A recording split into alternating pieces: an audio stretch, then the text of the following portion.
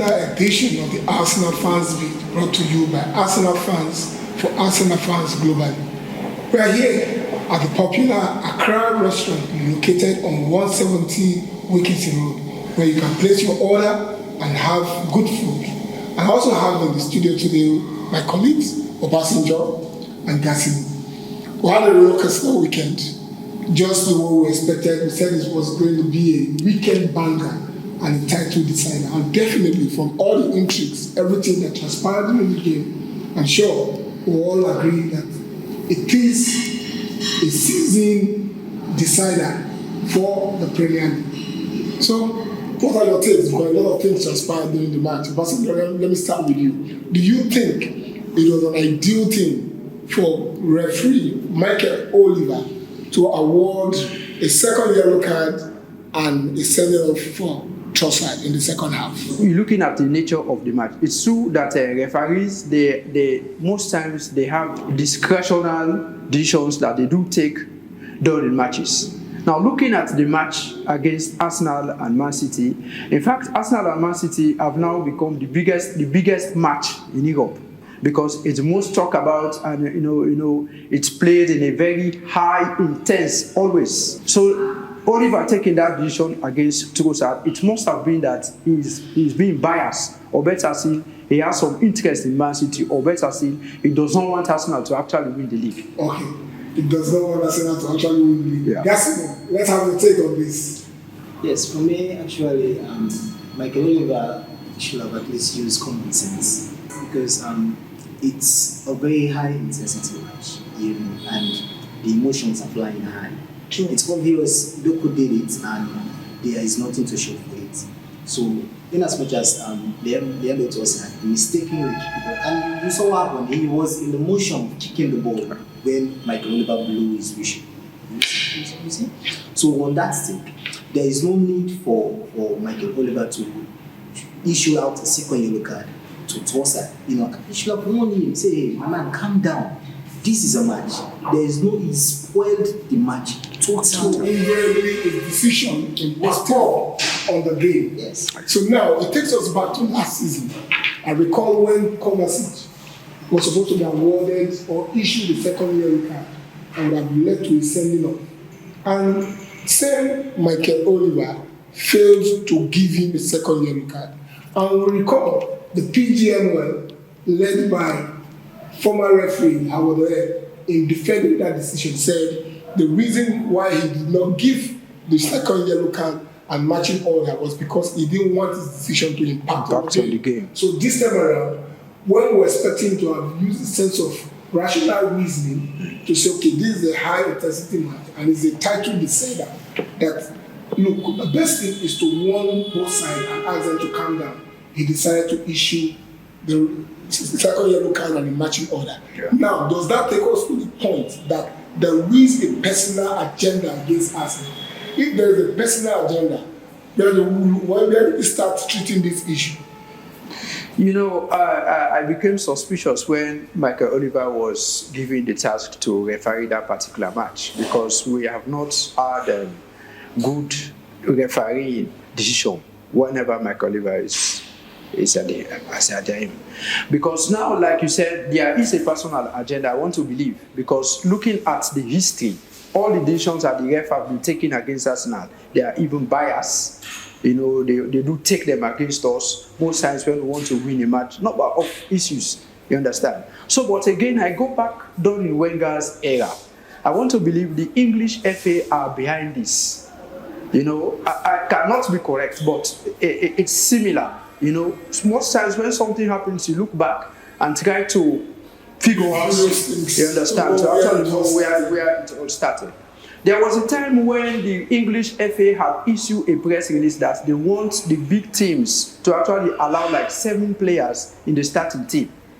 That was a decision they brought up during that time. During the Wenger era.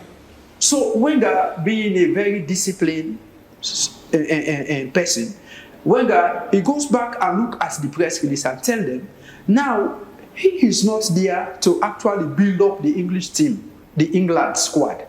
You understand? They should have a coach to do that. He's working He's being paid Paid, right. for what he's doing. And the employers want him to deliver. If the English player cannot deliver, he cannot field them. That was what he said. And all the other coaches do follow from what he said. So the English FA now see that as an incitement coming from Wenger. You understand? At the time, he was using all the French players. But again, these French players were giving him results. The result that he wanted. The likes of Pativera, Robert Pires, Wilton, Terreni, these are all French players. So he being a Frenchman, the FA thought that he was being biased. He's bringing in French players and he's putting them in the first 11, refusing to play the British players. Wow. You understand? So, because of this, I want to believe that the FA had grudge against him, against the entire Arsenal squad, because of this. So, if you go back to look at the decision that they have taken against Arsenal In the past and now, it tells you that indeed there is some amount of truth in that particular. It must have been that it's because of Wenger's decision. That's why they are now taking all this bad decision against Arsenal. Because you can't berate. I mean, there's an element of truth in what Pastor just said. Yeah. Because you look at it, the same decision that Arsenal is being asked for is the same decision they're allowed to go scot-free. Yeah. Other teams will not go scot-free. It doesn't matter. Exactly. You know, okay, let's take for example the match against, I think it was Chelsea against Nottingham Forest or so. Yeah. They had a penalty against them. And look at the blatant penalty, ball handling of Spurs. Right in their box, the shots that Bukayo Saka took that reflected on one of the defenders there. Yeah. They didn't even look at it. There was no second look. So Exactly. I agree quite all right with what Obasanjo is saying. Exactly. If you look at the history also, just like you said, That is it. you look at the history of referees that really Referees' decision against Arsenal. Even Harwell that is now pretending as if he's the one that knows it all. He was also a victim. I mean, he was an architect of supporting other teams. Yes. Look at his career. Look, Arteta was even given a red card for celebrating the celebrating. victory. Imagine that. That's what I'm It shows that there is some amount of malice. You understand? So with this now, how do you think we can get out of this? It all comes to our men, because he's their leader, and being their leader, you have to show some amount of discipline. You should not be at least one-sided. But how can a leader that was also culpable of the same act during his days? Yeah, it's not the Yeah. same. No, You should not correct. be- Correct. you should not be there. I'm coming. Okay. Because our web as the leader of the DJML, he should not be there in the first place, because he's an Arsenal hater. Because when he was a referee, just like Chris Kavanagh and Yes, Oliver. in his days, Yes. he has been issuing bad decisions against Against Arsenal. Arsenal. So now he is the leader of the PGML. So it tells you that What do you he has expect? been telling the referee, whenever Arsenal are playing, This is what you should do. you should not go Yeah. with their decisions. So you see, because look, Michael Oliver, Chris Kavanagh did it. You saw João Pedro kick the ball 30 yards away. Just the little bit of kick that That was just a nudge. It's not even a kick. It was a nudge. And one can even defend, what's his name, Declan Rice touch on that ball that he didn't know because it was out of impulse. He just Exactly. tried. And he did not intentionally say, okay, I'm kicking this ball away, I will not allow them to restart the play. And the end it was he's on motion. So You see? I think we need to look at one point. Yeah. Does this signify the growth and strength of Arsenal as a team since the tenure of Arteta? Because it appears as everything the officials in this Premier League are against Arsenal. If you look at it, there's a rating that came out today. It said that Arsenal topped the list of time wasters. And I said, okay, fantastic. And I was trying to look at if the other teams will not be there. Man United is 13th on the table, and the almighty Man City, they are 16th on the table.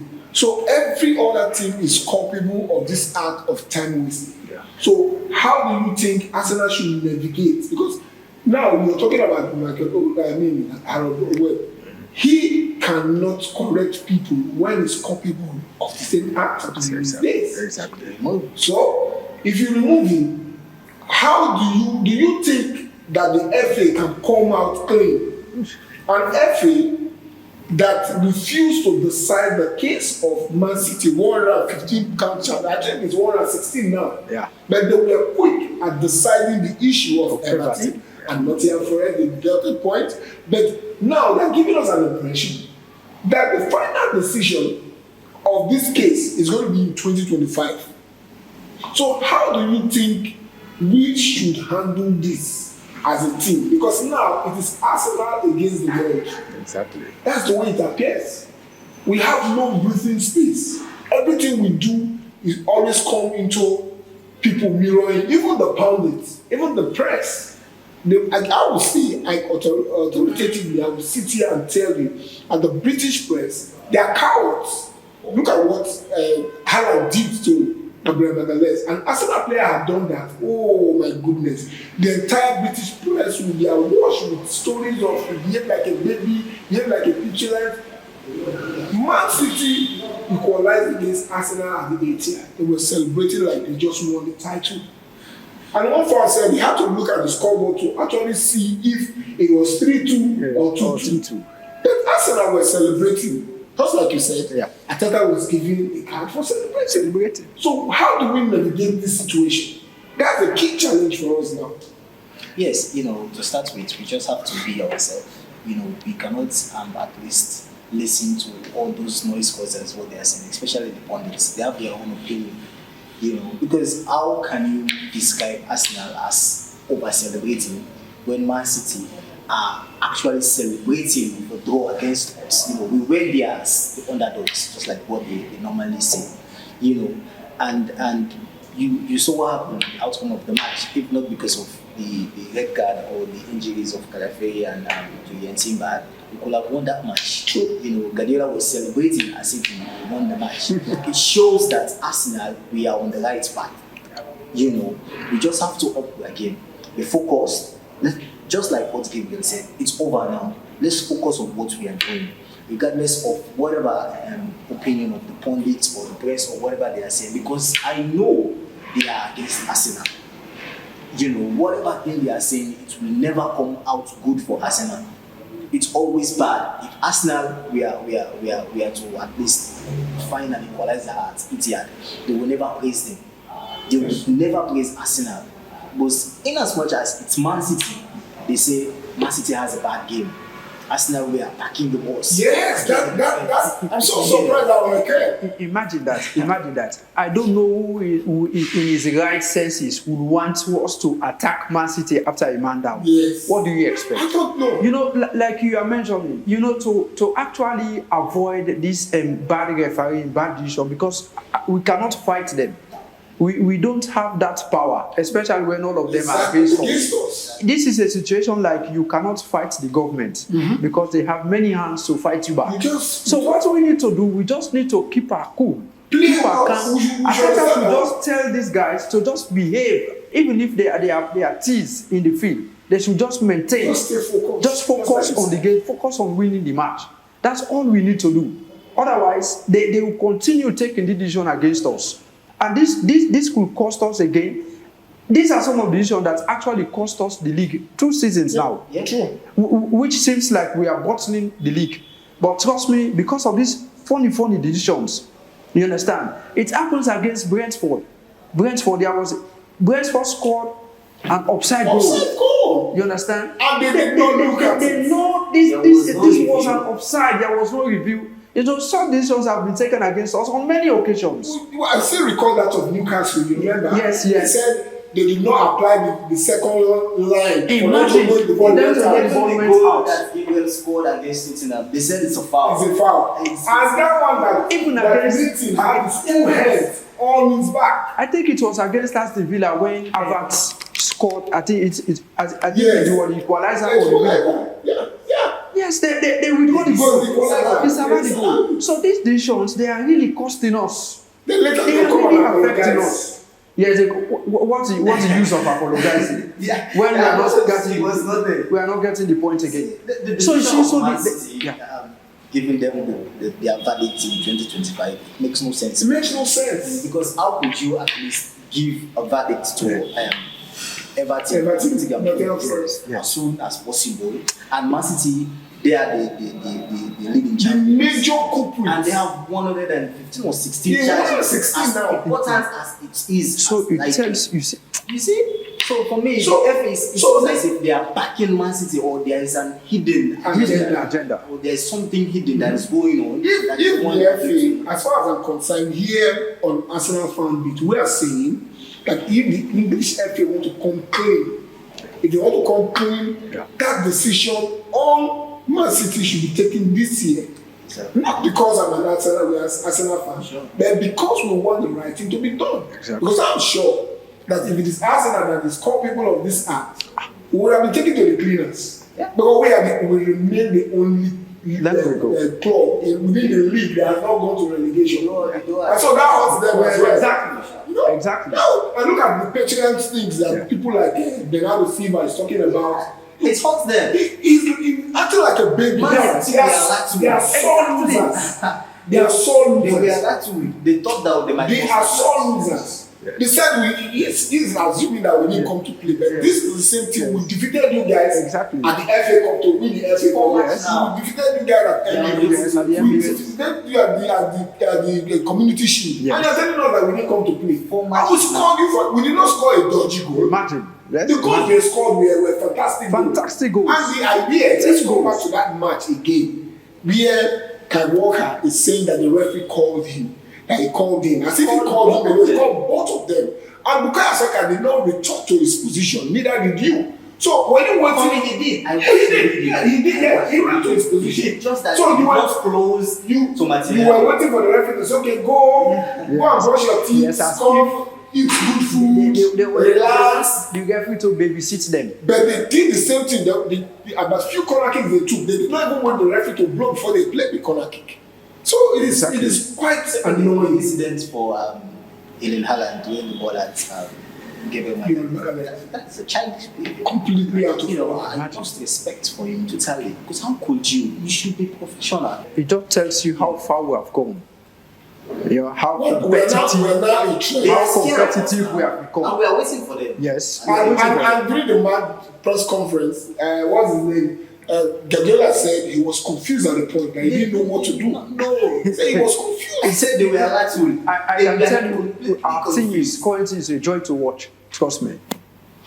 Yeah, all the best. We are there. We hope for the best. Yeah. We want to say thank you to everyone that made this today's edition a success. Also, thank you once again to Accra Restaurant, located once again on 170 Wikington Road. Was to say thank you to Safupe, Fair Petroleum, and Asuni Sports. We remain yours sincerely, Arsenal Fans Beat, and I remain yours sincerely, Kennedy Okizi. Until we come your way again as a chair.